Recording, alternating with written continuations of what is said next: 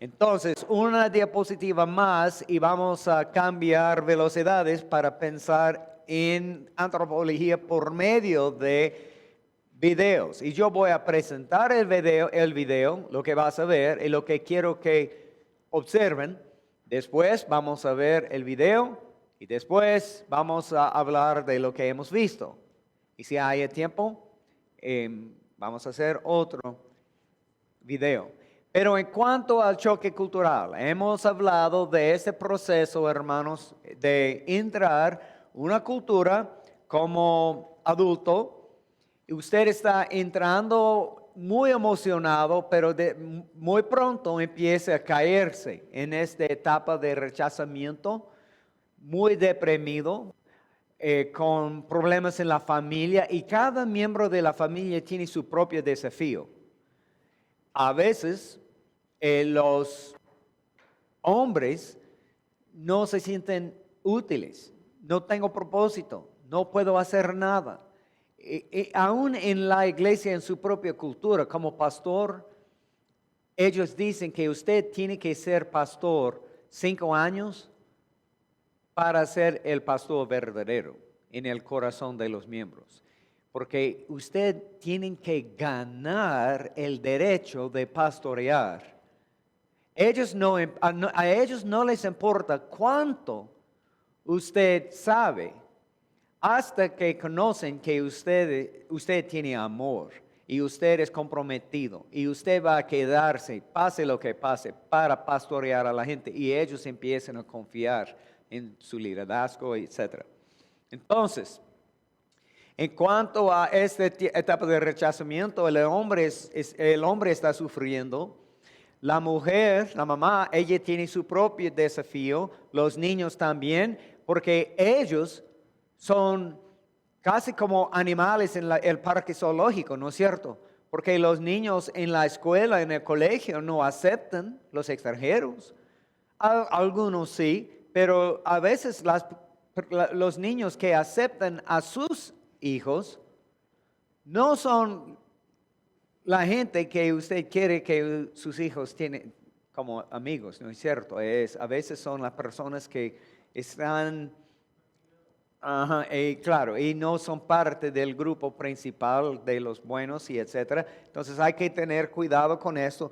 Pero al fin, ustedes pueden salir en una manera sana, porque todo lo nuevo ya es normal.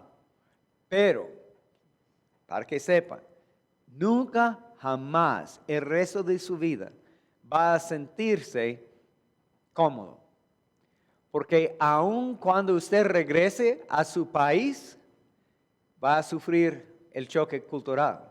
¿Por qué?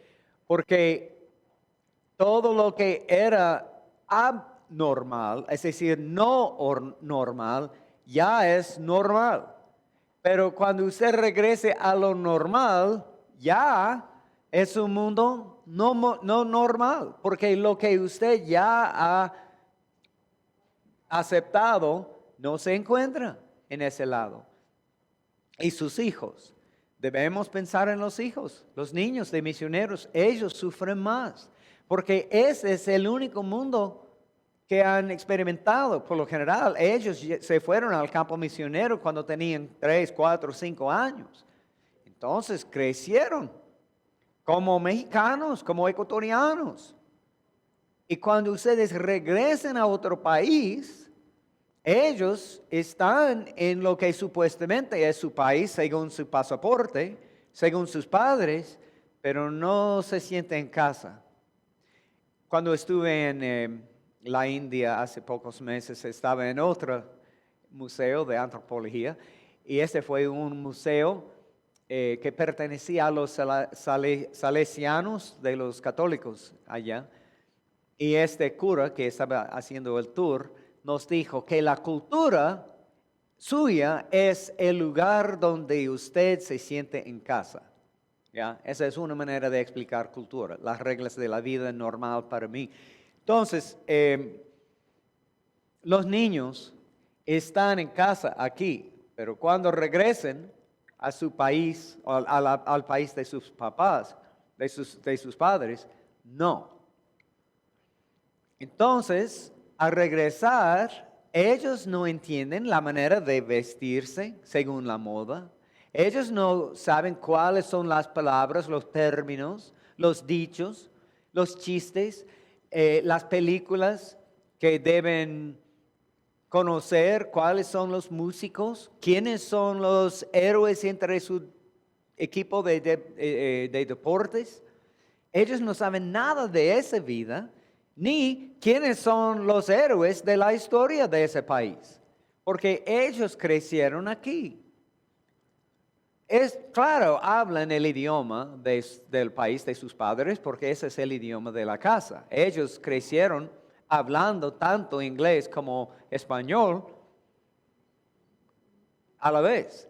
Pero al regresar, aunque hablan el idioma en ese país, sufren cuando regresen. Ellos sufren este choque cultural también. Y eso es lo que se llama, toda la familia va a sufrir este choque cultural al revés. Y este empieza cuando regresa a su país de origen. Por ejemplo, el país de origen de muchos misioneros no es el país de autoidentificación de los niños. Porque ellos, aunque ellos saben que no son mexicanos, no son ecuatorianos, no son venezolanos, porque tienen piel de color de sus padres, y ellos entienden que hemos llegado cuando yo tenía 4 años o algo así, pero ellos no se sienten en casa en el país de sus padres. Y hablando de los padres, cuando ustedes, misioneros, cuando ustedes regresen a Oaxaca en el futuro, al terminar con 4 años en la India, al regresar a Oaxaca, usted va a ver precios mucho más altos que tenían hace 4 años. Imagínense, al entrar un closet, cerrar la puerta y después de 4 años salir del closet. Todo ha cambiado. Los precios, opciones disponibles en la cultura, las riquezas de las iglesias en comparación con las iglesias en la India. En Ecuador podemos comprar un terreno y construir un pequeño edificio para tener una misión por $10,000 totalmente. Terreno y edificio pequeño. Pero en algunas iglesias en los Estados Unidos, ellos gastan hasta $50,000 para comprar nueva, más o menos, ¿cómo se llama? Tela para poner para tapizar las bancas. ¿Por qué están haciendo eso? Porque en el mes pasado gastaron $300,000 para cambiar la alfombra.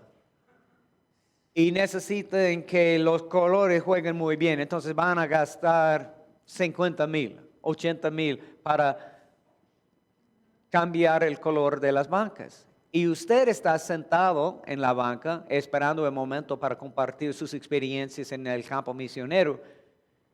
Y su mente, su cerebro está pensando en una iglesia malgastando tanto dinero cuando ustedes necesitan este dinero en el campo misionero. Imagínense, por ejemplo, un amigo mío que era misionero en las Filipinas, regresó a los Estados Unidos con su esposa y los diáconos de la iglesia les dio una tarjeta para comer, con dinero suficiente para comer en un restaurante, no de lujo, pero un restaurante elegante, un buen restaurante en nuestra ciudad. Ellos se fueron a ese restaurante sin saber nada, porque son misioneros. Ellos llegaron a ese restaurante, pidieron algo, y cuando llegó la cuenta, la tarjeta fue suficiente para cubrir la cuenta, el costo, pero los dos casi lloraron. y no dijeron nada en el carro rumbo a casa. Muy deprimidos, se sintieron culpables. ¿Por qué? Porque el costo de esta cena fue lo que el pastor gana en un mes entero en su país. Y ellos se sintieron enfermos, querían vomitar lo que habían recibido como regalo. Pero los diáconos estaban haciendo algo bueno. Pero los misioneros tienen otra perspectiva. No son las mismas personas. No tampoco son ellos. Ellos son personas de 150%. ¿Ya?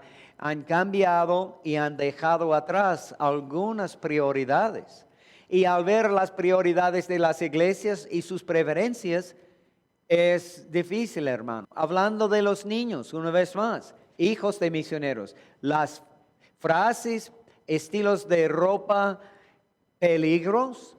Imagínense, hay una niña de 10, 11 años.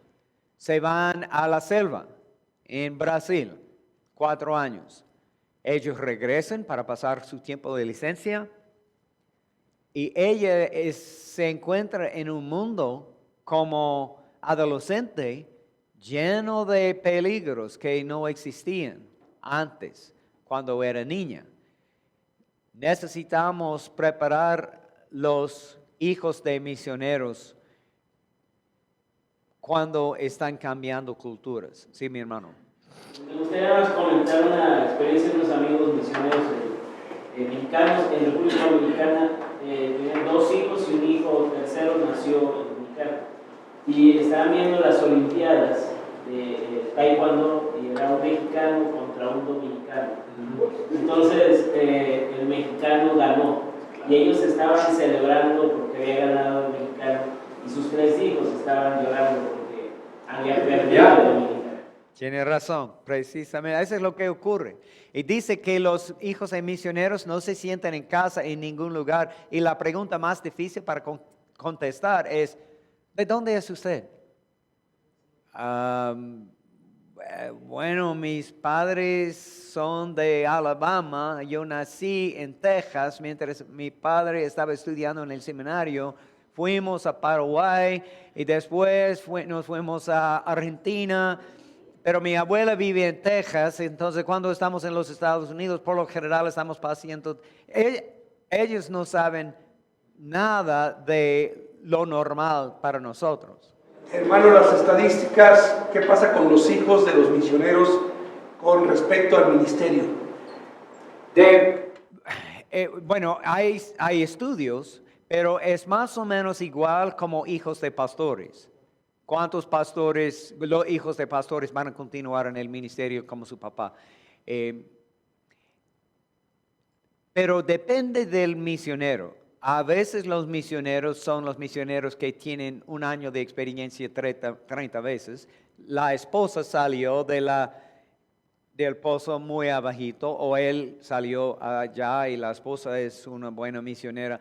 Pero uno de los padres está quejándose siempre, y esos niños no van a ir como misioneros, pero los que han tenido una buena experiencia y los que el Señor llama, eso es lo más importante, el llamado misionero. Pero cuando ellos reciben ese llamado misionero, ellos también se van para servir como misioneros.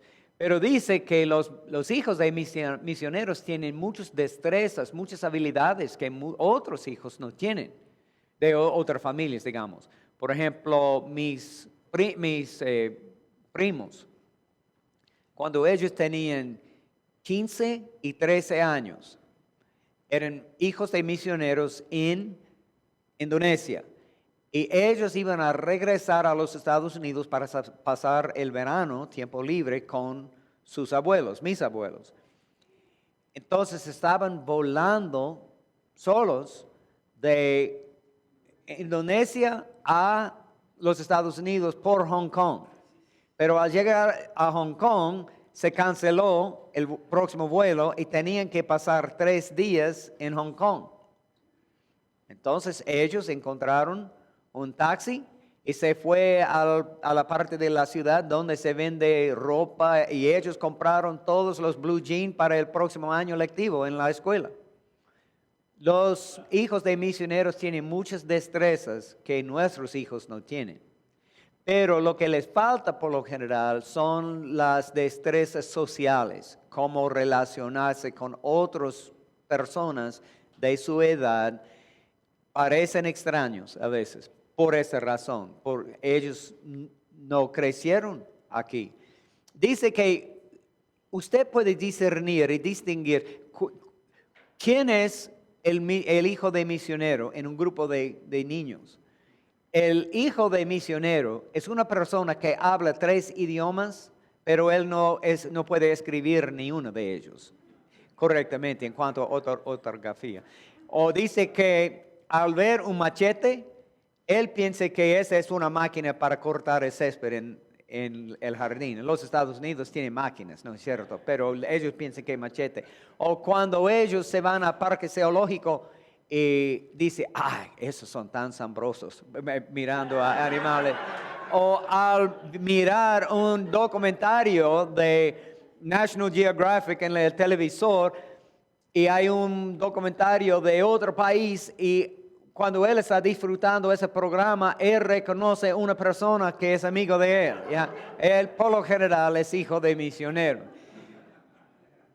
Pero hablando de ese sistema, hermanos, cuando lleguemos, dice que el promedio de entrar el proceso y salir muy bien, el promedio de tiempo necesario son 2 años necesarios para pasar. Algunas personas requieren más tiempo porque no aprenden el idioma, no quieren comer la comida ni nada así, pero el promedio es 2 años. Al regresar son solamente 6 semanas hasta 3 meses, más o menos, en este nivel, depende de la familia. Entonces es más corto, pero hay un proceso de choque. Por ejemplo, donde vivimos en Ambato, no había supermercado. Les dije cómo fue la tienda de carne. Entonces, al regresar a los estados, ellos, como ya saben, como tienen aquí en Oaxaca, esos supermercados. Entonces, no había ningún tipo de salsa para poner en ensalada en Ecuador. Tampoco cereal para comer en el desayuno, que los niños, a los niños les gusta mucho. No había. Tampoco, ¿qué más? Mantequilla de maní. El favorito de mi hijo. No había nada. Entonces, al regresar, al entrar uno de esos supermercados, la isla con el pasillo con todo ensalada, salsa de ensalada y todo lo que sea necesario para comer ensalada en un pasillo, pero como si fuera una cancha de fútbol por tantos metros, todos tipos, es más información que puedo procesar. Y la mayoría de los misioneros, usted puede escuchar a los misioneros como hago yo, y usted puede escuchar esta historia por muchos. Al entrar al supermercado por la primera vez, me fui. Todo el mundo quiere dar una vuelta para regresar a casa. Ellos no pueden entrar, son demasiadas opciones. En cuanto a cereal, que ya no existe por 4 años, usted está pensando en cornflakes, o sea que sea, y al entrar al supermercado, y son más o menos 600 tipos de cereal, de muchos tamaños. Es demasiado, salen del supermercado. Una mujer misionera, amiga de nosotros, al regresar a los Estados Unidos, ella no tenía arroz en la parte del mundo donde vivía y quería comer arroz. Y al regresar a los Estados Unidos, en Luisiana, en Nueva Orleans, ella entró a un supermercado muy grande y había un pasillo así con cualquier cantidad de tipos de arroz en quintales, hasta pequeños paquetes y etcétera. Pero ella se sintió en el piso y empezó a llorar porque fue demasiado impresionante. Entonces, es necesario pasar por ese tiempo y ese proceso y a regresar también. Tiene que pasar por esta experiencia. No es tan largo. Ok, termino con esto. ¿Cuántos de ustedes conocen a una persona que vive donde vive usted, que no es de la comunidad donde vive usted? Es decir, esa persona ha venido de otro lugar. Casi todos. Cada persona que se encuentra en un lugar que no es su hogar natal, su comunidad natal, está en alguna parte de este ciclo. O está empezando, o está saliendo y está saliendo en una manera buena o no saludable. ¿Cuál es el estado de esa persona? Si ellos están aquí y no son de esa comunidad, debemos ministrar a esas personas, hermanos. Debemos ayudarles a identificar, hermano, es posible que este choque, ese problema que usted tiene, la causa puede ser que usted está en X lugar o usted está sufriendo en esa manera y solamente al entender lo que pasa es noticia buena para muchas personas. Estaba predicando o enseñando esta idea en una conferencia en los Estados y una muchacha vino a la plataforma durante el receso llorando. Y ella me dijo, yo estaba pensando que yo era loca. Yo pensaba que no tenía hogar, ni en China, ni aquí en los Estados Unidos, porque no me siento cómodo en ningún lugar. Y ya vivo en los Estados, pero mi corazón está en la China. Y ella estaba sufriendo por mucho tiempo antes de entender lo que pasa. Y con la información, ella tenía un plan para salir. Y la última palabra de este asunto es que cuando hay una familia de su iglesia que está sirviendo en otro país, cuando ellos vienen o cuando una nueva pareja de misioneros vienen para servir en su iglesia, al averiguar cuáles son las edades de sus hijos, sería bueno. Ok, tienen 8 años y 12 años y han vivido en la selva de Vietnam o en la India por 4 años y tienen hijos de esas edades. Escoge unos de los niños o jóvenes en su iglesia de la misma edad que son buenos jóvenes y habla con ellos. Mire, hay una familia misionera que viene para vivir con nosotros un par de años, 6 meses, sea que sea, y ellos tienen una hija que es su edad. Sería genial, por favor, si usted podría ser su amiga para ayudarle a ella a adaptarse y para que tenga un amigo, una amiga aquí en esa ciudad mientras la familia está aquí.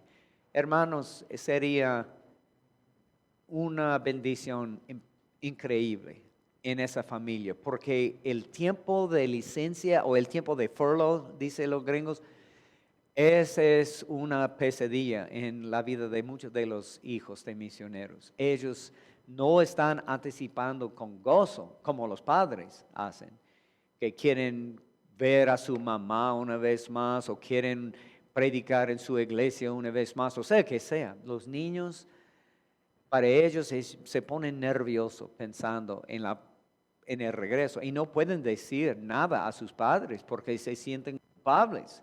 Decir que no quiero ir a los Estados Unidos porque pueden discernir el gozo de sus padres para visitar a sus abuelos y etc.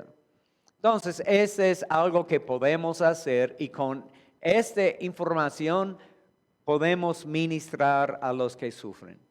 o podemos prepararnos a nosotros mismos o a nuestra familia cuando nos vayamos. Yo no sé si al ver los videos o el video va a ir la respuesta a mi inquietud, pero por lo que oigo, entonces, quien tiene el llamamiento para trasladarse a otra cultura necesita una estabilidad espiritual, primero, determinante, pero creo que también emocional. Ya, obviamente sí, claro. Y esa es la primera, es lo más importante, solamente para saber si debe ir o no.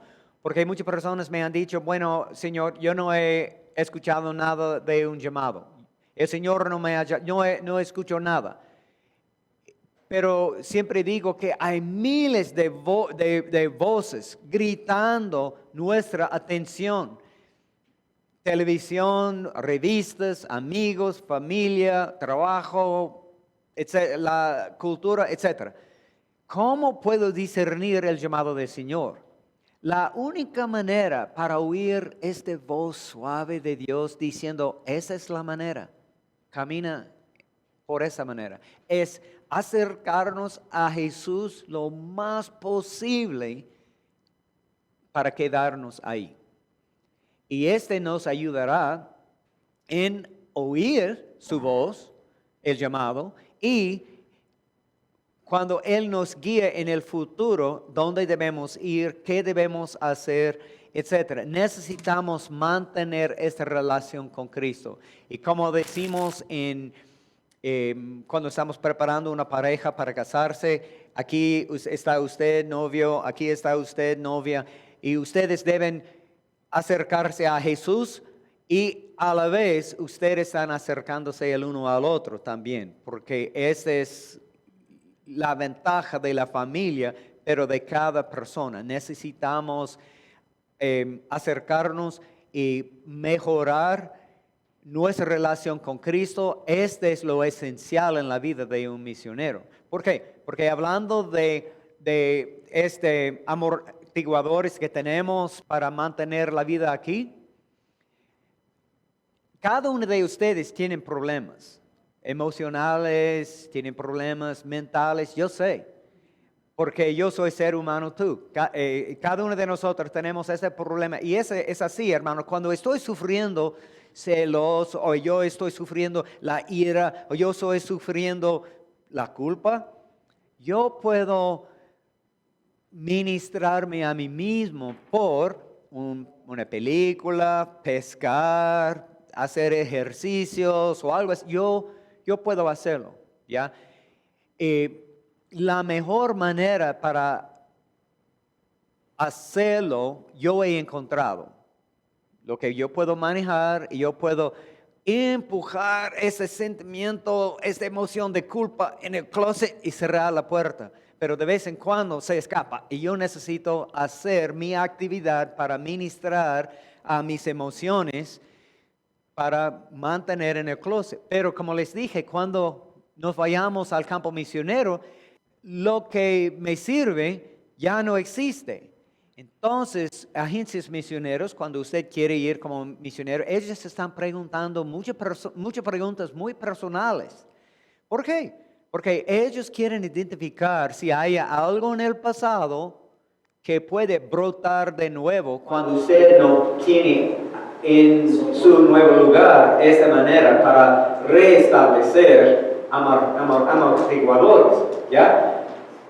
Entonces, yo he escuchado personas que hace 20 años ellos estaban plagiando un examen y se graduaron hace 20 años, ya han sido pastores por años, pero ya como misionero, sin una manera para restablecer su vida espiritual, emocional, ellos empiezan a pensar y se sienten culpables y sienten fracasos impostor, y se dan por vencidos, se renuncian o regresan a su país porque no tienen cómo cambiar. Entonces, las agencias están investigando su vida.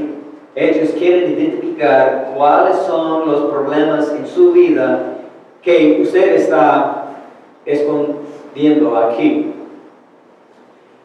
La manera de evitar problemas o resolver o sobrevivir problemas es mantener una vida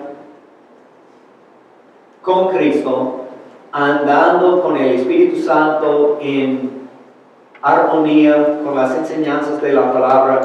Pero ustedes son pecadores, ¿ya? Somos pecadores. Entonces necesitamos arrepentirnos diariamente. Yo conozco a un misionero que predique Salmo 51 a sí mismo cada día, antes de dormirse cada noche. Él lee este salmo y él piensa en sus pecados, pide perdón de nuevo, quiere lavarse en la sangre de Cristo de nuevo cada día. Hermanos, otro erudito que se llama Jerry Bridges, que escribió varios libros que me encantan, él dijo que cada cristiano debe predicar el Evangelio a sí mismo cada día, porque necesitamos nosotros primero, antes de que podamos predicar a los demás, es necesario que lo hagamos.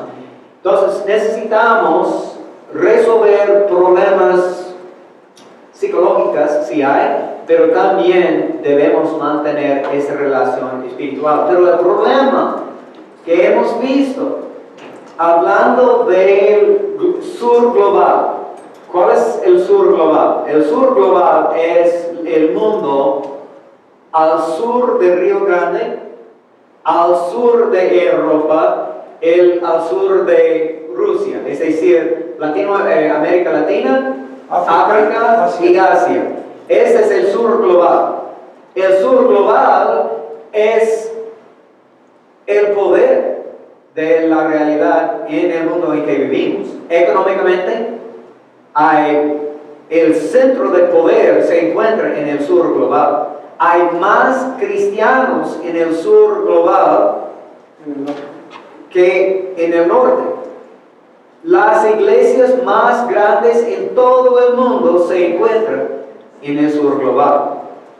Lo que se llamaba en el pasado el tercer mundo, y después se cambiaron, bueno, es solamente para que sepa los términos. En la Guerra Fría, el primer mundo fue los Estados Unidos y sus amigos. El segundo mundo fue los comunistas. El tercer mundo fueron todos los demás. Pero después de un rato, todo el mundo se dio cuenta, bueno, son más de ellos que nosotros, entonces ellos adoptaron el término el mundo 2/3. Y después el mundo de mayoría. Ese fue el término de preferencia. Pero hoy en día los economistas, los consultores de gobiernos y etcétera, ellos prefieren el término el sur global. No tiene nada que ver con el Ecuador, aunque eso puede ser, pero el sur global. La iglesia sureña son los cristianos que se encuentran en esa parte del mundo. Y también la iglesia sureña envía más misioneros que Europa y los Estados Unidos y Canadá combinados. Pero regresando al problema que hemos visto en el sur global. Por los siglos, por las décadas, misioneros han ido para predicar el Evangelio. Todo el mundo levantó la mano y se fueron a otra comunidad, a otra comunidad, a otra comunidad por esa necesidad de velocidad. Esa fue su perspectiva. Querían cumplir con la gran comisión para que Cristo pueda regresar. Esa fue su perspectiva. Pero hemos dejado atrás en muchos lugares en el mundo una cristiana sin profundidad, teológicamente, espiritualmente, en preparación de líderes. 80% de los pastores en el mundo no tienen ni un día de educación teológica. Y aún peor, no tienen acceso a esa formación. En los Estados Unidos tenemos un obrero cristiano preparado por cada 235 personas. Afuera de los Estados Unidos, la cifra cambia. Tenemos un obrero cristiano preparado por cada 450,000 personas.